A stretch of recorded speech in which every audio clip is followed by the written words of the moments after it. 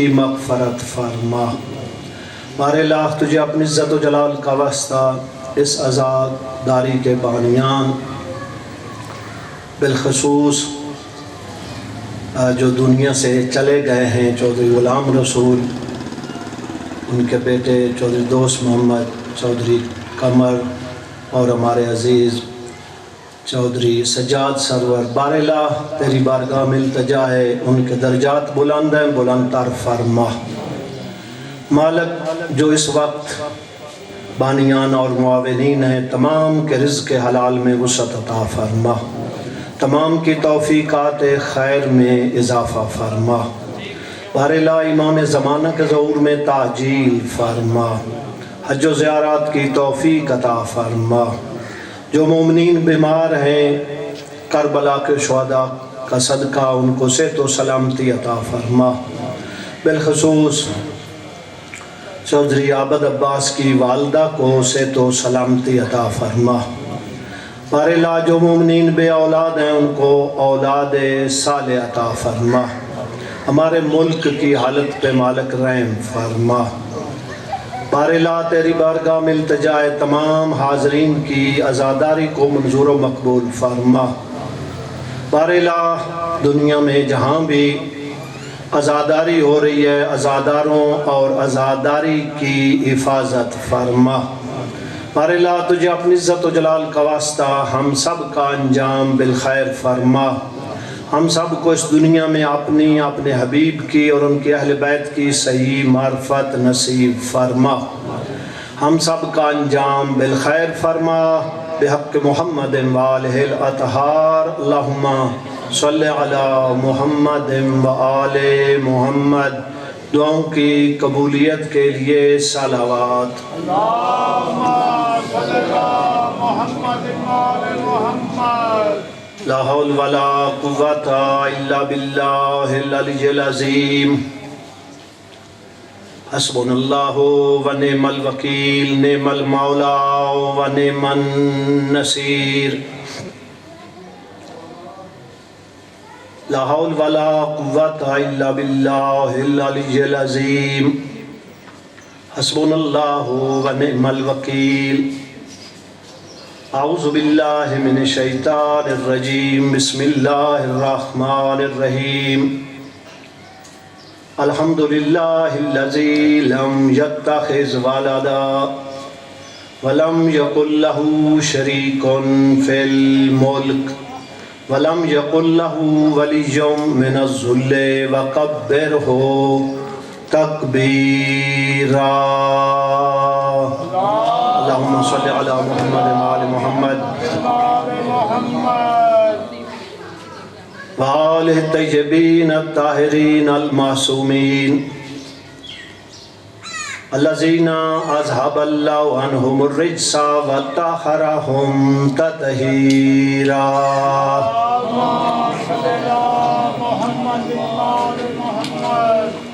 الصلاۃ والسلام علی رسولہ الکریم وآلہ الطیبین الطاہرین المعصومین ولعنۃ اللہ علی اعدائہم اجمعین من یومنا ھذا الی یوم الدین۔ رب اشرح لی صدری ویسر لی امری واحلل عقدۃ من لسانی یفقہوا قولی۔ اما بعد، قال اللہ تعالی فی کلامہ المجید وفرقانہ الحمید وقولہ الحق۔ بسم اللہ الرحمن الرحیم۔ ان الدین عند اللہ الاسلام۔ صلوات۔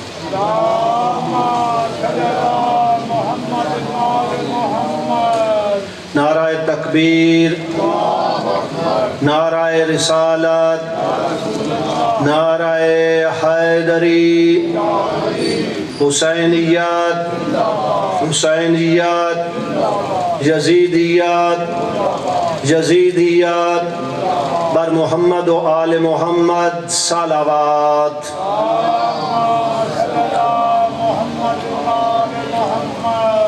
مالک دو جہاں آپ کی عبادات کو منظور و مقبول فرمائے، بانیان کی صف ماتم جنہوں نے بچھائی ہے، مالک اپنی بارگاہ میں منظور و مقبول فرمائے۔ اللہ نے انسان کو پیدا کیا اور اس کی زندگی گزارنے کے لیے اللہ نے ایک قانون بنایا جس کا نام دین اسلام ہے، اور وہ اتنا کامل و اکمل بنایا جس میں انسان کی زندگی گزارنے کے لیے تمام پہلوؤں کو مد نظر رکھا گیا۔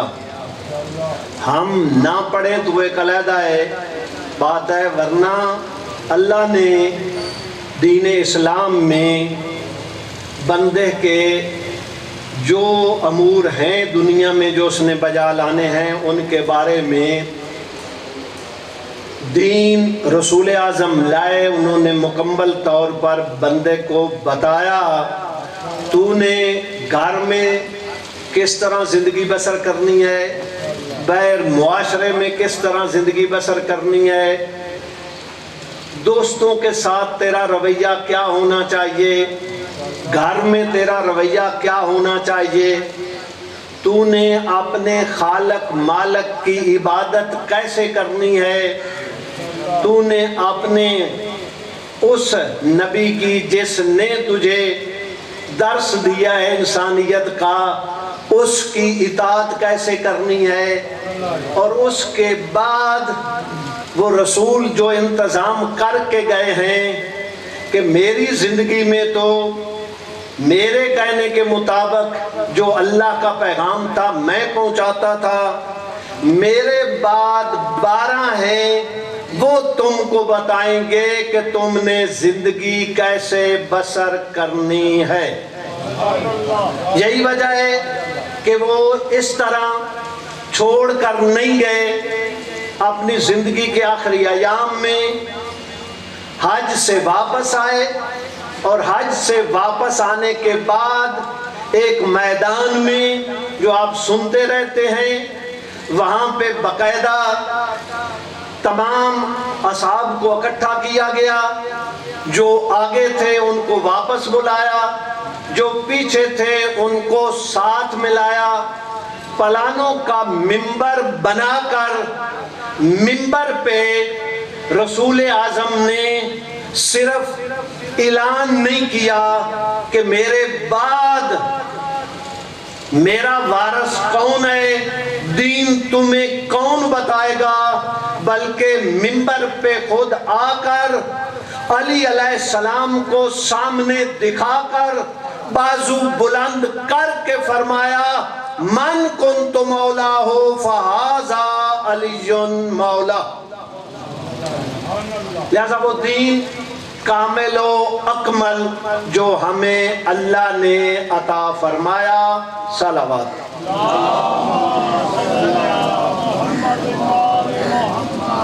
بار دیگر صلوات۔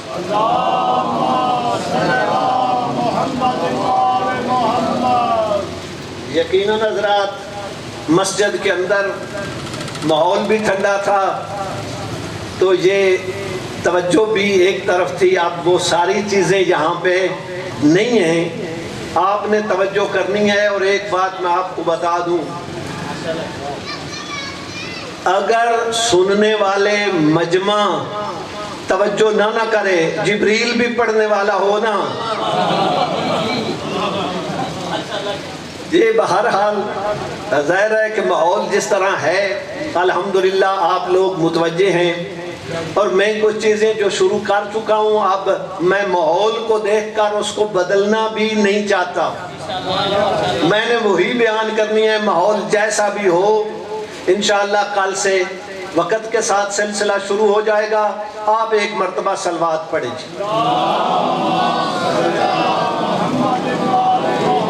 اگر آپ کو یاد ہو تو میں نے عرض کیا تھا خدا کی ذات جیسی کائنات میں کوئی ذات نہیں، جیسے صفات اللہ کے ہیں کہیں کسی اور کے صفات نہیں ہیں، جو کام اللہ کے ہیں، اللہ الذی خلقکم ثم رزقکم ثم یمیتکم ثم یحییکم الی آخر، یہ کام بھی اللہ ہی بجا لاتا ہے، اس کا ان کاموں میں نہ کوئی وزیر ہے نہ کوئی مشیر ہے.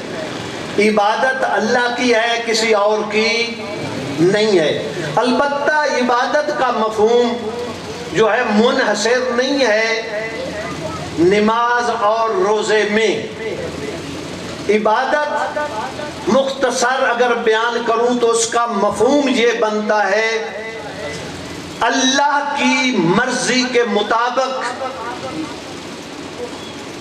اس کے بھیجے ہوئے رسول اور ان کے وارث ائمہ جو اللہ کی مرضی کے مطابق کام کیا جائے وہ اللہ کی عبادت شمار ہوتا ہے. جو اللہ فرمائے یہ چھوڑ دو وہ بھی چھوڑ دینے سے بھی اللہ کی عبادت شمار ہوتی ہے.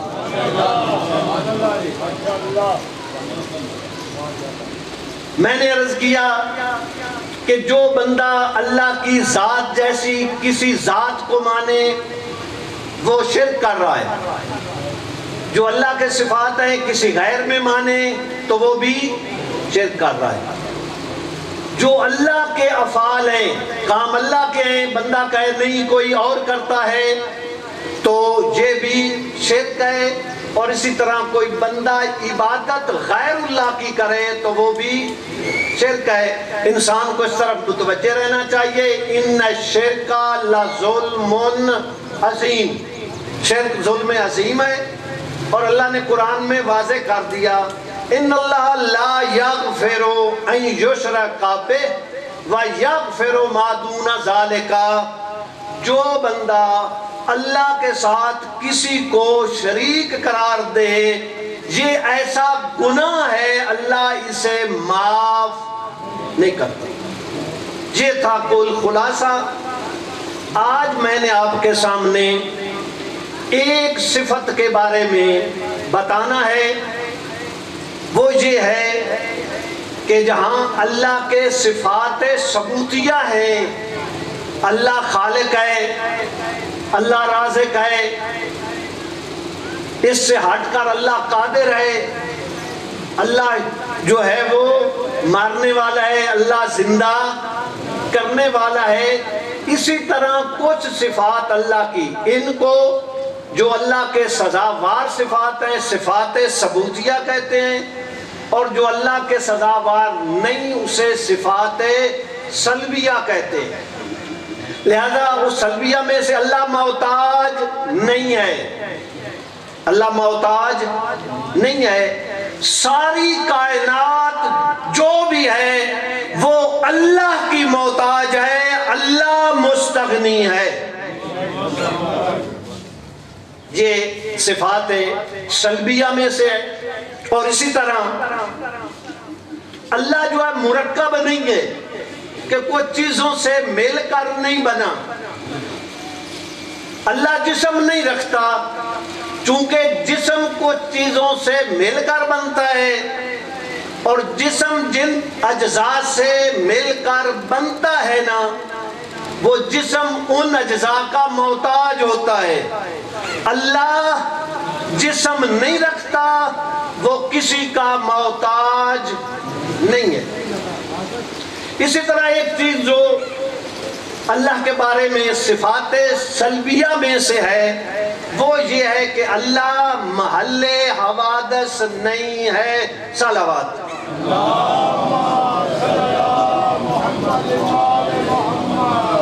اللہ محل حوادث نہیں ہے.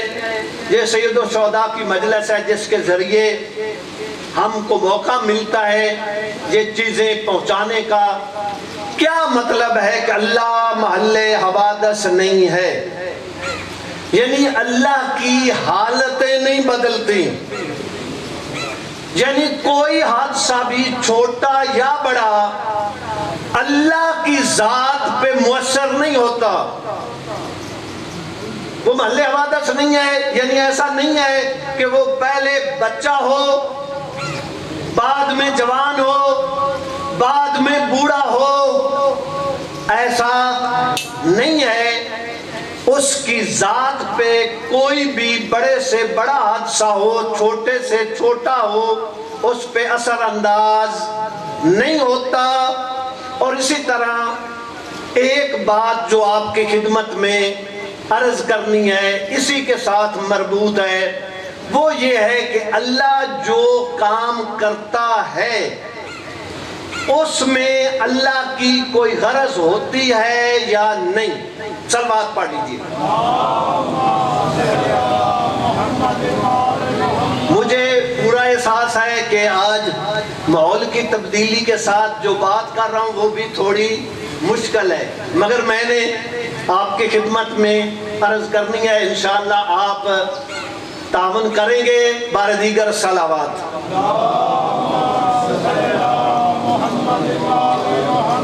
میں سادہ یعنی یہ باقاعدہ علم کلام میں علماء کے ہاں بحث ہے کہ اللہ کے افعال معلل بالاغراض ہیں یا نہیں۔ اللہ جو کام کرتا ہے اس کی کوئی غرض ہوتی ہے یا نہیں؟ یہ تو سمجھ رہے ہیں نا، اللہ کوئی کام کرتا ہے اس کی کوئی غرض ہے یا نہیں؟ کچھ مسلمانوں میں کچھ احباب ہیں، مجھے نام لینے کی بھی ضرورت نہیں ہے، وہ کہتے ہیں اللہ کے جو کام ہے اس میں اللہ کی کوئی غرض نہیں۔ اللہ جو بھی کام کرتا ہے اس میں اللہ کی کوئی غرض نہیں ہے۔ یہ بات آپ سمجھتے ہیں کہ کوئی انسان عاقل ہو اور ایسا کام کرے جس میں اس کا کوئی فائدہ غرض نہ ہو تو لوگ اسے کہتے ہیں بے وقوف ہے، کیوں یہ کام کر رہا ہے جس میں تیری کوئی غرض ہی نہیں ہے، فائدہ ہی نہیں ہے۔ تو جو فرما رہے ہیں، تو آیا اس دنیا میں جو تھوڑا سا بھی انسان عقل رکھتا ہے اس سے کام لے تو وہ سمجھتا ہے کوئی بھی کام کرے اس کی کوئی نہ کوئی غرض اور فائدہ ہوتا ہے۔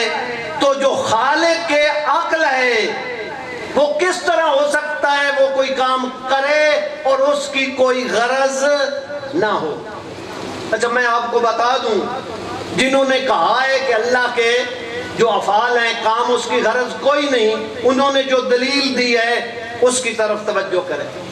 وہ کہتے ہیں اگر ہم مان لیں اللہ جو کام کرتا ہے اس کا فائدہ اللہ کو ہے، کوئی غرض ہے، اللہ تو مستغنی ہے، اس کو تو کوئی فائدہ نہیں ہے۔ آپ بھی متوجہ رہیں، اللہ کی مولا امیر المومنین نہج البلاغہ میں ارشاد فرماتے ہیں اگر پوری کائنات اللہ کی عبادت کرنا شروع کر دے تو اس کا نفع اللہ کو نہیں پہنچتا، ساری کائنات اللہ کی نافرمان ہو جائے تو اس نافرمانی کی وجہ سے اللہ کو کوئی نقصان نہیں ہوتا۔ صلوات۔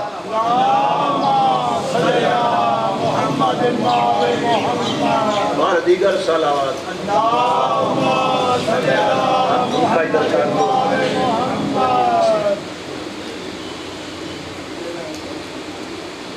لہذا جنہوں نے کہا کہ اللہ کے کاموں کی کوئی غرض نہیں ہے، ان کی دلیل یہ ہے اگر تم مان لو کہ اللہ کی غرض ہے تو اللہ کو اس کا فائدہ ہو رہا ہے، اللہ تو مستغنی ہے، اس کو کوئی فائدہ نہیں ہوتا، لہذا اللہ کے کوئی کام جتنے ہیں کوئی غرض نہیں ہے۔ مکتب آل محمد، جس مکتب کو آپ مانتے ہیں اس میں ایسا نہیں ہے۔ وہ کہتے ہیں اللہ کے کاموں کی غرض ہے، یہ نہیں ہو سکتا اللہ کوئی کام کرے اس کا کوئی فائدہ غرض نہ ہو۔ جنہوں نے کہا تھا غرض نہیں ہے، انہوں نے کہا کہ اس غرض کو اگر اللہ کا فائدہ سمجھیں، اللہ تو اس کام سے پہلے بھی اللہ تھا، بعد میں بھی اللہ ہے، اللہ کو تو فائدہ نہیں پہنچتا، لہذا کوئی غرض نہیں ہے۔ محمد و آل محمد کے مکتب میں توجہ فرمائیں، ایسا نہیں ہے اللہ جو کام کرتا ہے اس کا فائدہ غرض یقیناً ہے۔ میں بالکل مختصر لفظوں میں آپ کی خدمت میں عرض کر دوں، بالکل آسان طریقے سے، اللہ جو کرتا ہے اس کی غرض ہوتی ہے۔ مثلا اللہ کی عبادت ہے، اللہ کی عبادت ہے، اللہ نے حکم دیا ہے، اس میں اللہ کی غرض ہے۔ مکتب آل محمد عبادت کا حکم دیا ہے، لہذا اللہ کی غرض ہے۔ بالکل آسان لفظوں میں جو علماء نے مکتب نے آپ کو بتایا وہ یہ ہے، غرض ہے، عبادت کی غرض ہے، مگر اللہ تمہاری عبادت کا محتاج نہیں ہے، لائق عبادت ہے۔ نعرہ تکبیر، نعرہ رسالت، نعرہ حیدری۔ بات پہنچی کہ اللہ کے جو افعال، اللہ کہتا ہے عبادت کرو تو اس کا مقصد ہے، مگر یہ نہیں ہے کہ اللہ عبادت کا محتاج ہے۔ اللہ عبادت کا محتاج نہیں، البتہ لائق ہے۔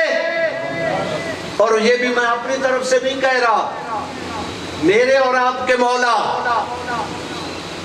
اللہ کی بارگاہ میں سجدہ ریز ہوتے ہوئے یہ جملہ فرماتے ہیں، میں اپنی طرف سے نہیں کہہ رہا کہ اللہ محتاج عبادت نہیں ہے، لائق عبادت ہے۔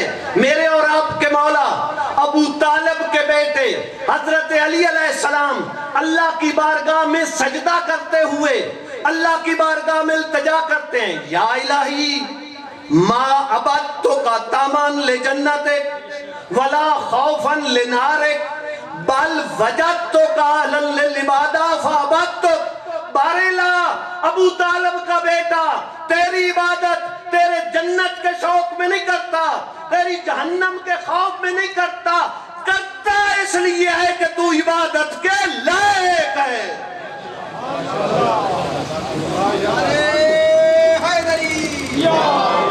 اس لیے کرتا ہے کہ تو عبادت کے لائق ہے۔ تو حاضرین، میں ایک جملہ آگے گزارش کر دوں۔ مولا کہتے ہیں میں جو عبادت کرتا ہوں کسی لالچ میں نہیں، کسی خوف میں نہیں، بلکہ تو لائق عبادت ہے۔ جملہ کہوں آگے وہ یہ ہے کہ مولا ہم نے تاریخ میں اپنی زندگی میں پڑھا، جو رسول کے بعد نبوت کے علیحدہ جتنے کمالات تھے وہ آپ کے اندر ہیں۔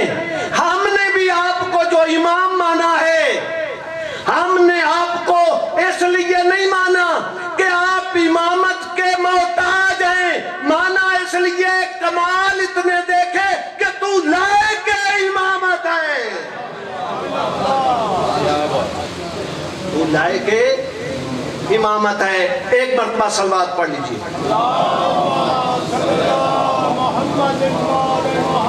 حاضرین، ایک جملہ آپ سنتے رہتے ہیں مگر میں اس کو آپ تک پہنچانا چاہتا ہوں۔ خوش نصیب ہیں آپ، اللہ نے ایک ہی علی پیدا فرمایا، وہ بھی آپ کے نصیب میں آیا، آپ کے نصیب میں آیا۔ لہذا مولا کے حوالے سے میرے دادا استاد العلماء علامہ یار شاہ صاحب علی اللہ مقامہ فرمایا کرتے تھے، جب میں علی علیہ السلام کے فضائل دیکھتا ہوں، کمال دیکھتا ہوں، میرا جی چاہتا ہے کہ میں علی کو سجدہ کروں۔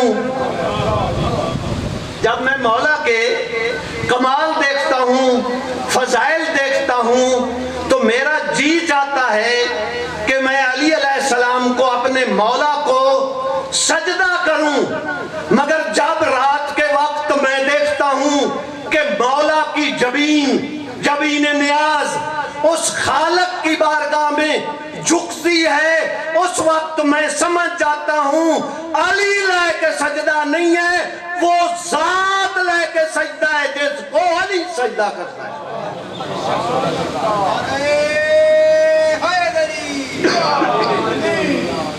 لہذا ایک جملہ جو آگے انہوں نے فرمایا ہے نا وہ کم بیان کیا جاتا ہے۔ بزرگ تھے، انہوں نے اپنے دور میں اس چیز کو بیان فرمایا، فرمایا میرے مولا کمال ان میں پایا جاتا تھا، ان میں صفات تھے۔ دیکھ کر فرماتے ہیں حضرت آدم نہ تجربہ کار تاجر تھے، توجہ فرمائیں، حضرت آدم نہ تجربہ کار تاجر تھے۔ اللہ نے کہا تھا مثلا بقول ان کے گندم کے پاس گندم نہیں کھانی، انہوں نے گندم کھا کر انہیں جنت سے نکلنا پڑا۔ میں دوبارہ تکرار کر دوں تاکہ بات آپ تک پہنچ جائے، نہ تجربہ کار تھے لہذا ان کو گندم سے روکا گیا تو ان کو اس کی وجہ سے جنت سے نکلنا پڑا۔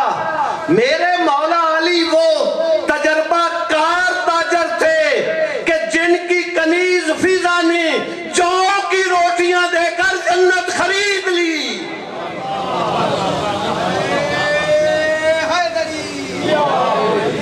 جی ہیں مولا، لہذا اس حوالے سے اگر مولا کی آپ زندگی دیکھیں، تاریخ پڑھیں تو بعض علماء کہتے ہیں اس طرح معلوم ہوتا ہے کہ علی علیہ السلام کے دروازے پہ فضائل چل کر آتے رہے، فضائل چل کر آتے رہے۔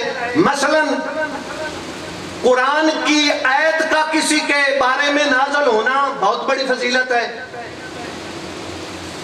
علم کا ملنا،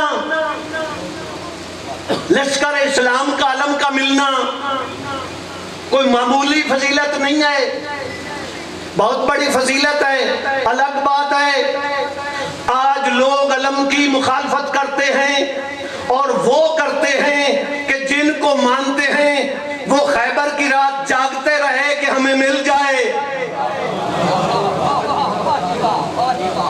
لہذا علم بہت بڑی فضیلت ہے۔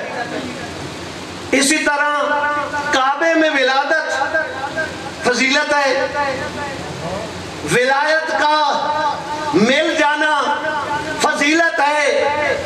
تو فرماتے ہیں یہ وہ فضیلتیں ہیں جو علی علیہ السلام کے در پہ چل کر آئیں۔ علی علیہ السلام چاہتے کہ یہ فضیلتیں ملیں تو علی علیہ السلام روٹیاں پکواتے، جاتے فقیر کو تلاش کرتے کہ فقیر لے لے اور میرے لیے سورۃ دار نازل ہو جائے، مگر یہ ہے کہ حسنین کی بیماری کی وجہ سے طبیعت ناساز ہوئی، اہل بیت نے منت مانی، جب منت مانی ادھر سے فقیر بھی آیا، یتیم بھی آیا، اسیر بھی چل کر آیا، ادھر سے اللہ نے سورۃ دار کو نازل کر دیا۔ لہذا سورہ چل کر آئی۔ اسی طرح کہتے ہیں ولایت، علی علیہ السلام کو چاہیے تھی وہ انگوٹھیاں بنواتے، کسی سائل کی تلاش میں جاتے کہ میں جب رکوع میں جاؤں تو آپ نے سوال کرنا ہے، میں نے انگوٹھی دے دینی ہے، مگر ایسا نہیں ہے۔ مسجد نبوی ہے، رسولوں کے رسول مسجد میں نماز پڑھا رہے ہیں، نماز ہو رہی ہے، وہ بھی وقت آیا کہ سائل نے آ کر سوال کیا، کسی نے دیا نہیں، اس نے کہا بارئلہ تیرے نبی کی مسجد میں آیا تھا، خالی جا رہا ہوں، میرے اور آپ کے مولا حالت رکوع میں تھے، ہاتھ آگے کیا، ادھر وہ چل کر آیا تھا، ادھر وہ انگوٹھی سائل کے ہاتھ پہ گئی، ادھر سے فرشتہ جبرائیل یہ آیت پڑھتے ہوئے نازل ہو گیا، انما ولیکم اللہ ورسولہ والذین آمنوا الذین یقیمون الصلاۃ ویؤتون الزکاۃ وہم راکعون. تمہارا ولی اللہ ہے، تمہارا ولی اللہ کا رسول ہے، اور وہ تمہارے ولی ہیں جنہوں نے حالت رکوع میں زکوٰۃ دی ہے، زکوٰۃ دی ہے. لہذا تکبیر، نعرہ رسالت، یا رسول اللہ، نعرہ حیدری.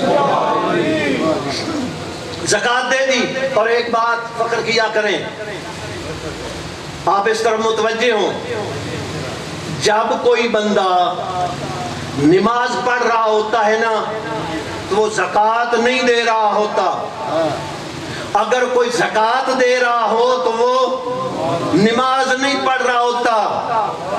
اس کائنات میں، اس زمین کے فرش کے اوپر، اس آسمان کے سائے کے نیچے واحد ابو طالب کا بیٹا ہے جس نے حالت نماز میں، رکوع میں نماز بھی پڑھ رہے تھے، ایک ہی وقت میں نماز میں زکوٰۃ بھی دی اور نماز بھی ادا کی.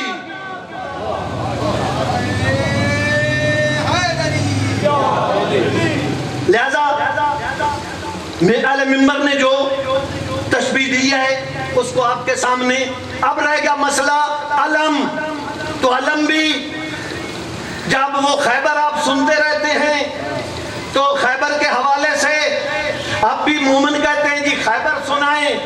وہ خیبر کا ایک نقشہ ہمارے ایک دوست ہیں مولانا فخر عباس رضوی ہمارے ہاں ہوتے ہیں، انہوں نے جملہ بتایا ہمارے استاد کی طرف کہ انہوں نے بیان کیا، وہ ان سے میں نے سنا ہے، اب تک پہنچانا چاہتا ہوں. جب وہ جاتے تھے تو واپس آ جاتے تھے، اور جو سپاہ سالار تھا وہ کہتا تھا فوجی پہلے بھاگے ہیں، میں بعد میں آ گیا ہوں. فوجی کہتے تھے یہ پہلے بھاگے ہیں. لہذا اس حوالے سے یہ نتیجہ ہوا، وقت چلتا رہا. جب چلے ہیں مولا نے کیا فرمایا؟ کل علم اسے دوں گا جو مرد ہوگا، بڑھ بڑھ کر حملہ کرنے والا ہوگا. اللہ اور اللہ کا رسول اس سے محبت کرتے ہوں گے، اللہ اور اللہ کے رسول سے وہ محبت کرتا ہوگا. یفتح اللہ ولا یدائے، اللہ اس کے ہاتھ پہ کلے کو کھول دے گا، فتح کر دے گا. لہذا اس میں زیادہ بات کرنے کا موقع نہیں ہے، بات کو آگے لے کر جانا ہے. نتیجہ یہ ہوا کہ جب مولا نے دوسرے دن علم دیا، علی علیہ السلام چلے تو فرماتے ہیں کہ مرب کے ساتھ ایک نجومی بیٹھا ہوا تھا. وہ اس کو بتاتا تھا آنے والوں کی حالت کیا ہے، کیسے ہیں، ان کی کیفیت کیا ہے. جب آپ کے اور میرے مولا میدان کی طرف چلے نا، نجومی دیکھ کر کہتا ہے مرب آج خریت نہیں، آج خریت نہیں. دیکھ کر کہتا ہے کیا ہوا؟ کہا جو پہلے آتے تھے ان کی نظریں کہیں اور ہوتی تھیں، آج جو آ رہا ہے نا اس کی نظر کہیں اور ہے. کہا کہاں ہے اس کی نظر؟ سنو گے جملہ. دیکھ کر نجومی کہتا ہے پہلے آنے والوں کی نظریں کہیں اور ہوتی تھیں، یہ جو آج آ رہا ہے نا اس کی نظر یا خیبر کے در پہ ہے یا تیرے سر پہ ہے.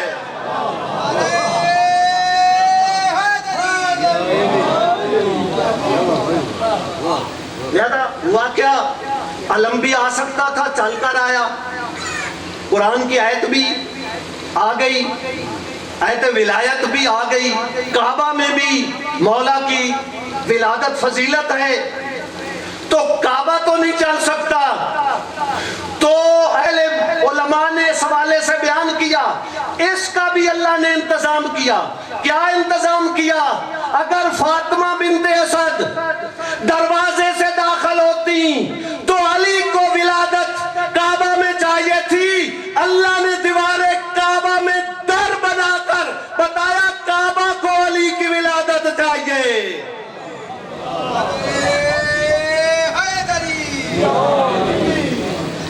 حاضرین اسی حوالے سے آپ کی خدمت میں ایک بات جو ہے یہاں پہ عرض کرنا چاہتا ہوں، وقت کو سامنے رکھتے ہوئے، بلکہ حدیث آپ کی خدمت میں بیان کرنا چاہتا تھا مگر تفصیل سے تو نہیں کر سکوں گا، اس لیے کہ کچھ وقت کی تبدیلی میں کچھ تھوڑا سا فرق ہے، لہذا مختصر آپ کی خدمت میں عرض کروں وہ یہ ہے، میرے بھی بال سفید ہیں، یہ بال سفید بھی ایک اشارہ ہوتا ہے پر محمد و آل محمد صلوات۔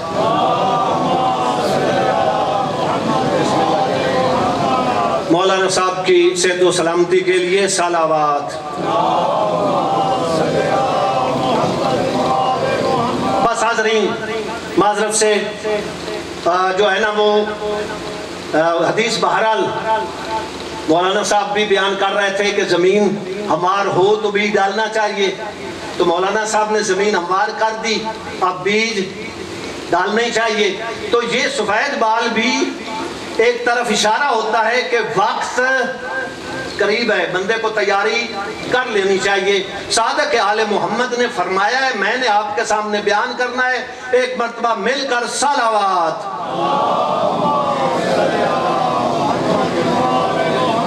صادق آل محمد فرماتے ہیں، یا صاحب شعر الابیض و قلب الاسود، اور سفید بالوں والے اور سیاہ دل والے،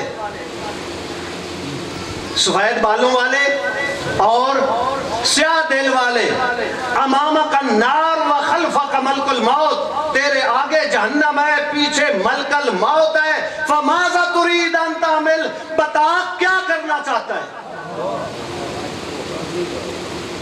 اور معصوم نے پورے حوالوں سے جھلوڑا ہے انسانیت کو، دیکھ کر فرماتے ہیں وَإِن كَانَتْ صَبِيًّا كَانَتْ جاہلا، تو بچپنا تھا تیرا تو اس وقت تو جاہل تھا، وہ تیرا وقت جہالت میں گیا۔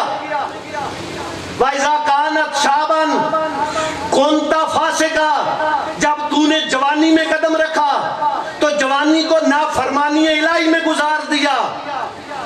وَإِذَا كُنْتَ شَيْخًا كُنْتَ مُرَائِّيًا، اب بوڑھا ہو گیا ہے، اب دکھاوے کے لیے کام کرتا ہے، ریاکاری کرتا ہے۔ توجہ فرما رہے ہیں، بچپنا تیرا گیا جہالت میں، جوانی گئی نافرمانی میں، اب بوڑھا ہو گیا ہے، اب بھی خدا کے لیے کام نہیں کرتا، دکھاوے کے لیے کرتا ہے۔ آئینہ انتا و آئینہ عملک، بتا وہ وقت کون سا ہے، وہ کام کون سا ہے جو کل تو نے اللہ کی بارگاہ میں دکھانا ہے۔ انسان کو متوجہ ہونا چاہیے، اور کوئی اور اس طرح متوجہ ہو یا نہ ہو، ان کے لیے کوئی نمونہ ہو یا نہ ہو، تو مولا علی والوں کے لیے تو نمونہ موجود ہے نا، جو ذات اللہ کی عبادت بھی نہ جنت کے شوق میں کرے نہ جہنم کے خوف میں کرے، کرتا اس لیے ہو کہ وہ اللہ عبادت کے لائق ہے، لہذا ہمارے لیے نمونے موجود ہیں۔ ہمیں ریاکاری نہیں کرنی چاہیے۔ جو بندہ ریاکاری کرتا ہے، ریاکاری شرک اصغر ہے، اس بات کی طرف توجہ رہے، شرک اصغر ہے ریاکاری۔ مثال جو علماء نے دی ہے، بعض مفسرین نے اپنی تفسیر میں لکھی ہے، رات کو کسی کے گھر میں ڈاکہ پڑ جائے، چور آ جائیں اور ان کے گھر میں کوئی جانور کتی ہے، مثلا کتیا وہ بیدار تھی، اس نے بھونکنا شروع کیا اور گھر والے بیدار ہو گئے، چور بھاگ کے چلے گئے، کوئی نقصان نہیں ہوا۔ صبح ہمسائے آئے جن کو پتا چلا، انہوں نے آ کر کہا اللہ کا شکر ہے کہ آپ کا نقصان نہیں ہوا۔ توجہ فرمائیں، شرک اصغر، شرک اکبر تو وہ ہے نا جو اللہ معاف ہی نہیں کرتا، مگر شرک اصغر کی مثال دے رہا ہوں۔ اب جب انہوں نے کہا کہ اللہ کا شکر ہے آپ محفوظ رہیں، آپ کا مال دولت محفوظ ہے. وہ گھر والے کہیں ہمارا نقصان ہو جانا تھا، مگر یہ ہے یہ کتیا جو ہے وہ بیدار تھی اس لیے بچ گئے ہیں. یہ شرک اصغر ہے. ان کو اس جانور کا تو پتا چلا کہ وہ بیدار تھا، اس کو یہ پتا نہیں چلا اس کو بنایا کس نے ہے اور اس وقت بیدار کس ذات نے اسے رکھا ہے. نہ انسان کی زندگی میں یہ گناہ نہیں ہونا چاہیے. بس حاضرین، وقت میرا تمام ہو گیا ہے. اس طرف متوجہ رہیں کہ دین اس لیے بچا ہے کہ اس پہ ہم عمل کریں. سید سودا نے اگر کربلا میں اپنا 18 سال کا بیٹا اکبر دیا ہے تو دین کو بچانے کے لیے بہنوں کو ساتھ لائے تھے، تو دین کو بچانے کے لیے اتنا دین قیمتی تھا جس پہ حسین نے اپنی جان بھی قربان کر دی، اور ہمیں اس دین پہ عمل کرنا چاہیے. صلوات.